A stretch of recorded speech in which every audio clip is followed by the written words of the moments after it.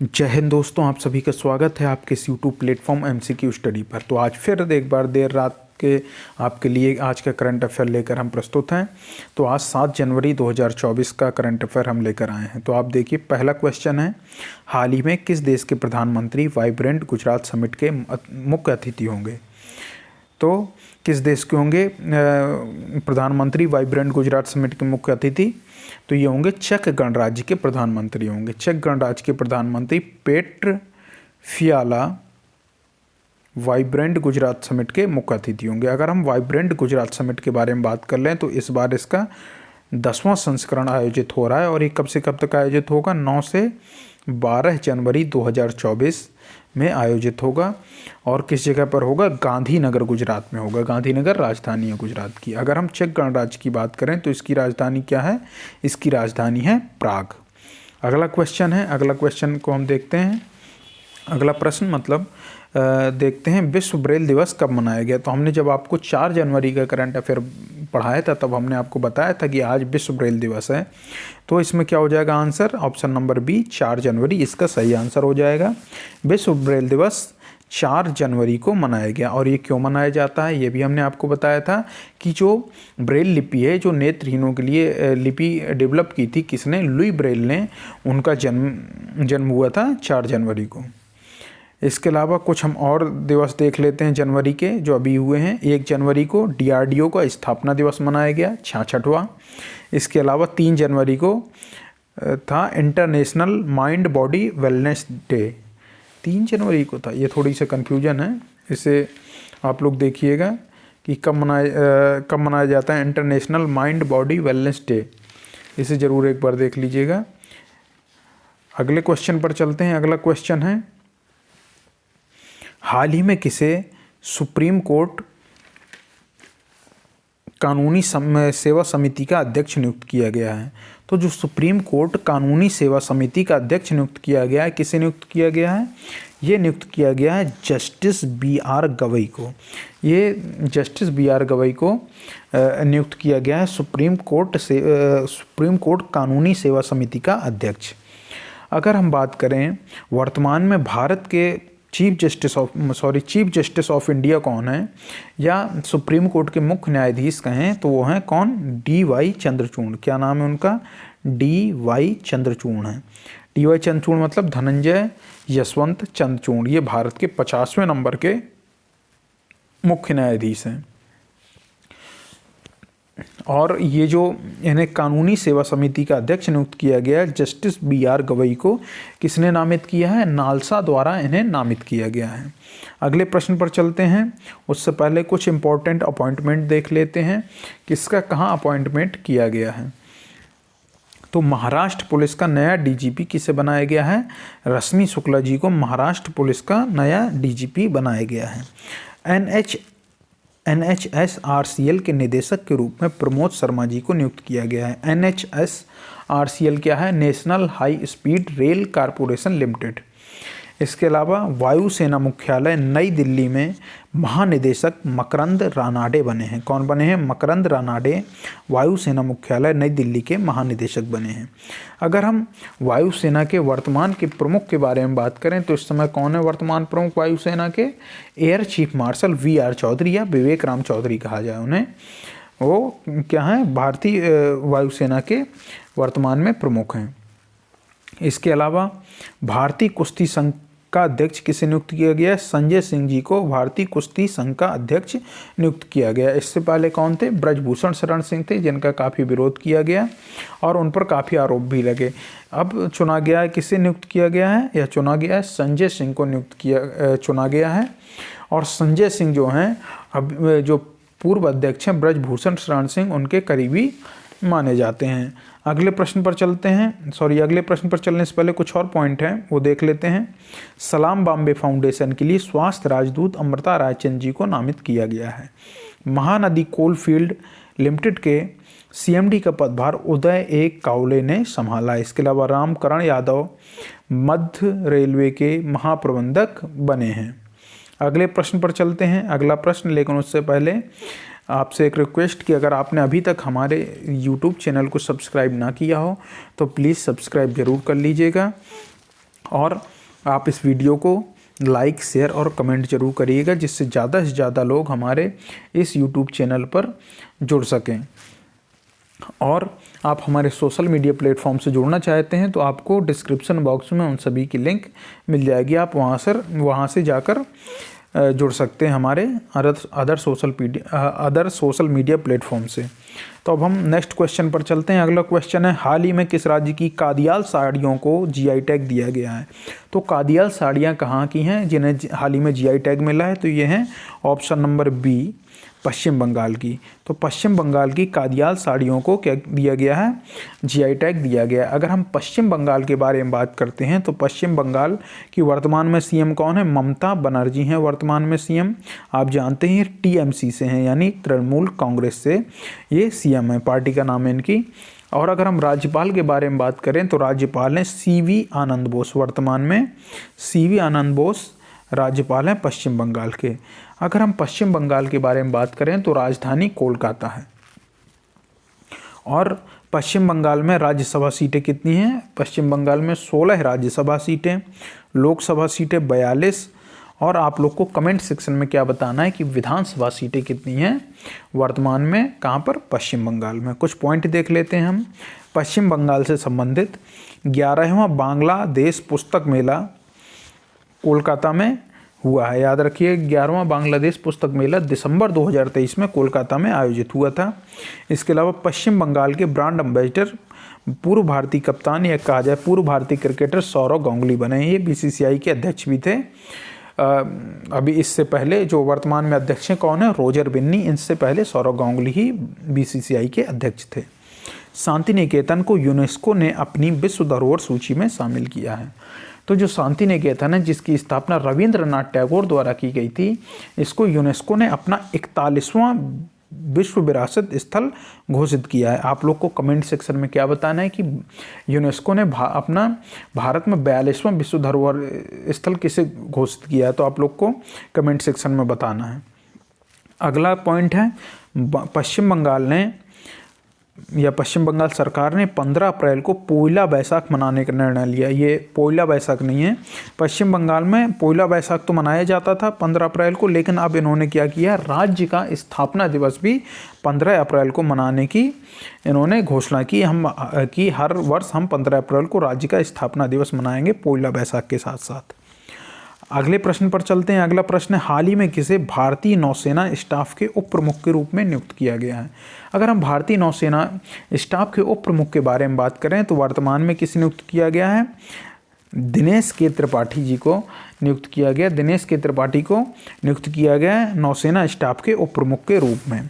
अगर हम बात करें वर्तमान में नौसेना प्रमुख कौन है, तो एडमिरल आर हरि कुमार वर्तमान में नौसेना प्रमुख हैं। और नौसेना दिवस कब मनाया जाता है? नौसेना दिवस मनाया जाता है 4 दिसंबर को। वर्तमान में भारतीय सेना के प्रमुख कौन है? जनरल मनोज पांडे हैं। वायुसेना प्रमुख कौन है? Air chief marshal VR Chaudhary हैं। और वर्तमान में भारत के CDS lieutenant general Anil Chauhan हैं। भारत के पहले CDS कौन थे? जनरल बिपिन रावत थे, जिनके हेलीकॉप्टर क्रैश हुआ था और उनकी मृत्यु हो गई थी। वो भारत के पहले चीफ ऑफ डिफेंस स्टाफ थे। और दूसरे हैं भारत के chief of defence staff lieutenant general Anil Chauhan. हालांकि retired lieutenant general Anil Chauhan है वर्तमान में भारत के CDS। अगले प्रश्न पर चलते हैं। अगला प्रश्न है, हाल ही में आत्मनिर्भर भारत उत्सव का आयोजन कहाँ किया गया है? मतलब कहाँ क्या किया गया है? ये वर्तमान में चल भी रहा है आत्मनिर्भर भारत उत्सव। इसका आयोजन 3 से 10 जनवरी के मध्य कहाँ पे किया गया? नई दिल्ली के प्रगति मैदान में आत्मनिर्भर भारत उत्सव का आयोजन इस समय किया जा रहा है। इसे याद रखिएगा कि आत्मनिर्भर भारत उत्सव 3 से 10 जनवरी 2024 तक इसका आयोजन किया जा रहा है नई दिल्ली के प्रगति मैदान में। अगला प्रश्न पर चलते हैं। हाल ही में किस राज्य के मुख्यमंत्री ने सामाजिक सुरक्षा पेंशन को बढ़ाकर 3000 रुपये किया है? तो जो सामाजिक सुरक्षा पेंशन को बढ़ाकर 3,000 रुपये किया, किस राज्य सरकार ने किया? ये किया है आंध्र प्रदेश राज्य सरकार ने। तो आंध्र प्रदेश के मुख्यमंत्री वाईएस जगनमोहन रेड्डी ने सामाजिक सुरक्षा पेंशन को बढ़ाकर 3,000 रुपये कर दिया है। अगर हम आंध्र प्रदेश की राजधानी के बारे में बात करें तो अमरावती है। यहाँ के राज्यपाल कौन है? यहाँ के वर्तमान में राज्यपाल हैं एस अब्दुल नज़ीर वर्तमान में यहाँ के राज्यपाल हैं। और YS Jaganmohan Reddy YSR Congress party से सीएम हैं और वाईएसआर कांग्रेस पार्टी में हाल ही में पूर्व क्रिकेटर श्रीसंत शामिल हुए हैं। अगर हम बात करें आंध्र प्रदेश के सबसे बड़े शहर की, तो विशाखापट्टनम यहाँ का सबसे बड़ा शहर है। और आंध्र प्रदेश से 2 जून 2014 को एक नया प्रदेश इस आंध्र प्रदेश को काट कर बनाया जाता है, जिसका नाम है तेलंगाना। अगर हम बात करें कुछ और पॉइंटों की आंध्र प्रदेश से संबंधित, तो देख लेते हैं। कृषि विपणन सुधारों में आंध्र प्रदेश शीर्ष पर रहा है। कौन रहा है? कृषि विपणन सुधारों में आंध्र प्रदेश जो है वो शीर्ष पर रहा है। आंध्र प्रदेश सरकार पिछड़ा वर्ग जाति जनगणना शुरू करेगी, उसने ऐसी घोषणा की है। मिनीएचर ईस्टर्न घाट्स विशाखापट्टनम का नया पर्यटन स्थल बना है। इसके अलावा आंध्र प्रदेश के पूर्व मुख्यमंत्री जिनका नाम है एन चंद्रबाबू नायडू, उन्हें गिरफ्तार कर लिया गया था भ्रष्टाचार के आरोप में। इन पर किसके भ्रष्टाचार के आरोप लगे थे? कौशल विकास योजना में इनके ऊपर भ्रष्टाचार के आरोप लगे हैं। अगला प्रश्न है, हाल ही में कहाँ के राज्यपाल ने राम मंदिर राष्ट्र मंदिर एक साझी विरासत पुस्तक का विमोचन किया है? तो राम मंदिर राष्ट्र मंदिर एक साझी विरासत पुस्तक का विमोचन किस राज्य के राज्यपाल ने किया है? केरल राज्य के राज्यपाल, जो वर्तमान में कौन है? मोहम्मद आरिफ खान। इन्होंने दिल्ली के रंग भवन सभागार में इस पुस्तक राम मंदिर राष्ट्र मंदिर एक साझी विरासत, ये जो पुस्तक है, इसका इन्होंने क्या किया? विमोचन किया है। अगर हम केरल के बारे में बात करें तो केरल के वर्तमान में मुख्यमंत्री कौन है? केरल के वर्तमान में मुख्यमंत्री हैं पी विजयन और राज्यपाल हैं आरिफ मोहम्मद खान और यहाँ की राजधानी तिरुवनंतपुरम। कुछ पॉइंट देख लेते हैं हम केरल से संबंधित। भारत की सबसे तेज सौर इलेक्ट्रिक नाव बाराकूडा केरल में लॉन्च की गई है। केंद्रीय मंत्री नितिन गडकरी ने केरल में लग्जरी जहाज क्लासिक इंपीरियल का क्या किया है? शुभारंभ किया है। और केरल में पारूमल्ला पेरुन्नल उत्सव मनाया गया। याद रखिएगा, पारूमल्ला पेरुन्नल उत्सव कहाँ का है? ये केरल का है। अगले पॉइंट पर चलते हैं। और हाँ, केरल की भाषा कौन सी है? मलयालम है। और हमें ये भी याद रखना है कि लक्षद्वीप की भाषा भी मलयालम है, क्योंकि कई बार पूछ लिया जाता है कि लक्षद्वीप की भाषा क्या है, तो बताइएगा मलयालम है। और आपको कमेंट सेक्शन में क्या बताना है कि लक्षद्वीप का जो हाई कोर्ट है वो किस जगह पर स्थित है। अगले प्रश्न पर चलते हैं। अगला प्रश्न है, हाल ही में किसे विदेश मंत्रालय का नया प्रवक्ता नियुक्त किया गया? मतलब स्पोक्स पर्सन बनाया गया है फॉरेन मिनिस्ट्री का। तो किसे नियुक्त किया गया है? ये नियुक्त किया गया है Randhir Jaiswal. Option number C इसका करेक्ट आंसर हो जाएगा, रणधीर जायसवाल। अगर हम बात करें भारत के वर्तमान में विदेश मंत्री कौन है? आप सभी जानते हैं एस जयशंकर, यानी सुब्रमण्यम जयशंकर वर्तमान में भारत के विदेश मंत्री हैं। इसके अलावा अगर हम भारत के प्रथम विदेश मंत्री के बारे में बात करें तो पंडित जवाहरलाल नेहरू ही भारत के प्रथम विदेश मंत्री, याद रखिएगा। प्रधानमंत्री के साथ साथ इन्होंने विदेश मंत्री का भी कार्यभार संभाला हुआ था, विदेश मंत्रालय अपने पास रखे हुए थे।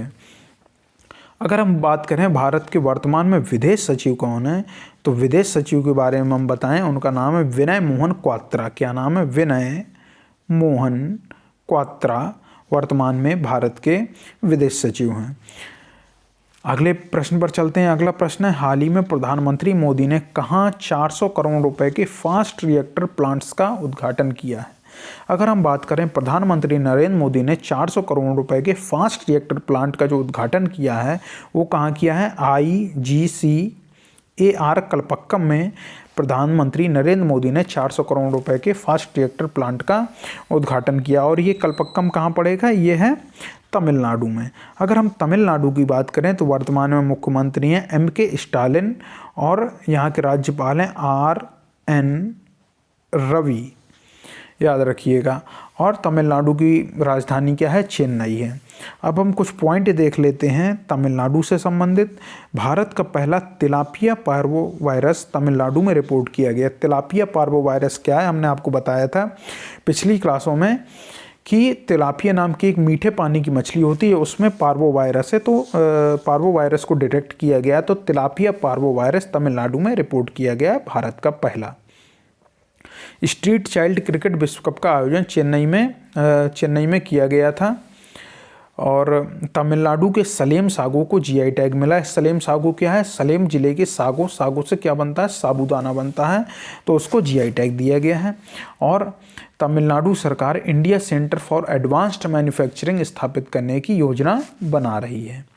अगले प्रश्न पर चलते हैं। अगला प्रश्न है, हाल ही में कौन फेथ टूरिज्म एसोसिएशन के अध्यक्ष बने हैं?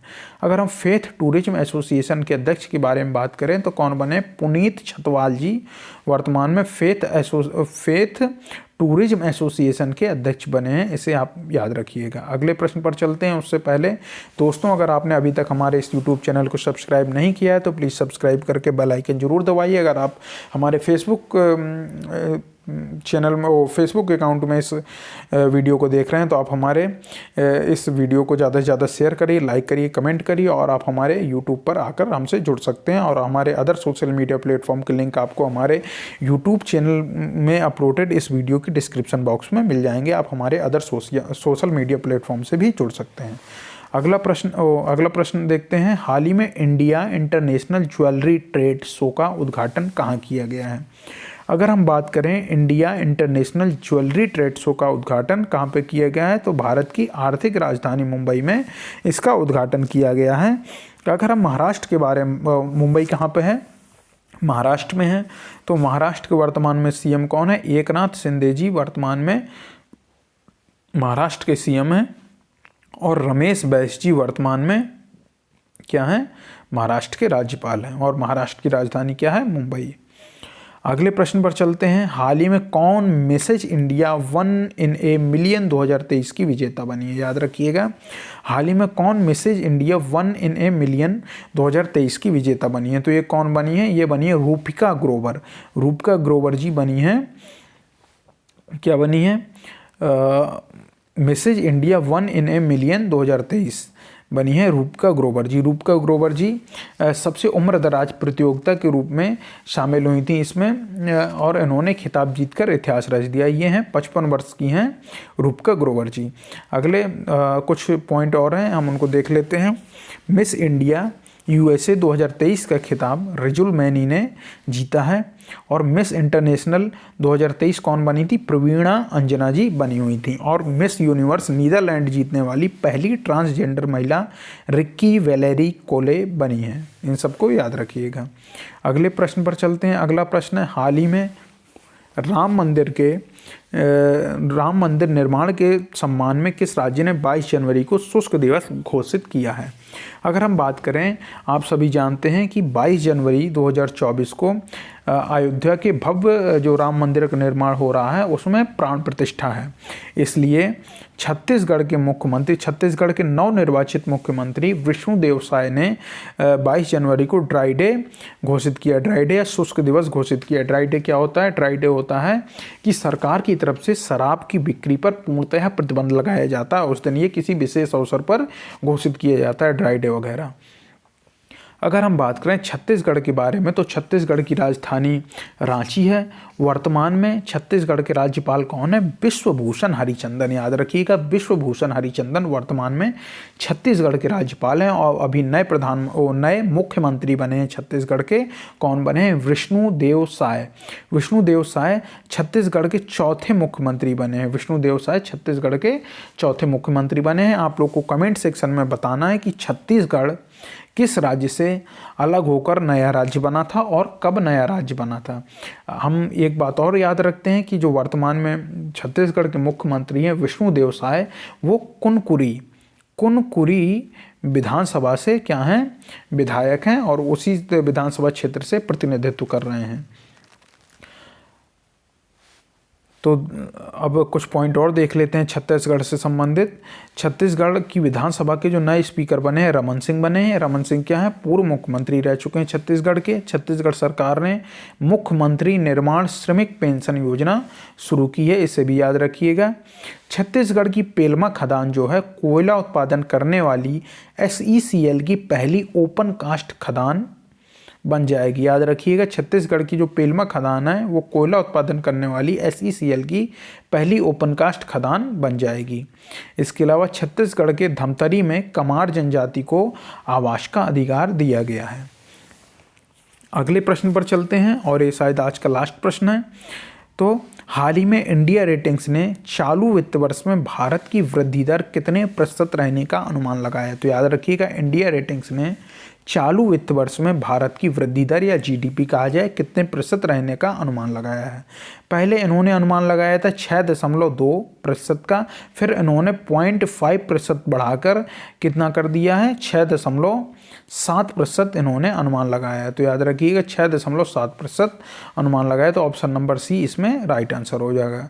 तो दोस्तों, आज की करंट अफेयर यहीं पूरी होती है। अब हम आपके लिए नेक्स्ट डे पर फिर से करंट अफेयर लेकर आएंगे। इसके अलावा हम सोच रहे हैं कि आपके लिए वीकली करंट अफेयर भी लेकर आएँ, तो हो सकता है आज रात के ही या कल आपको वीकली करंट अफेयर मिल जाएगा 1 से 7 जनवरी तक का।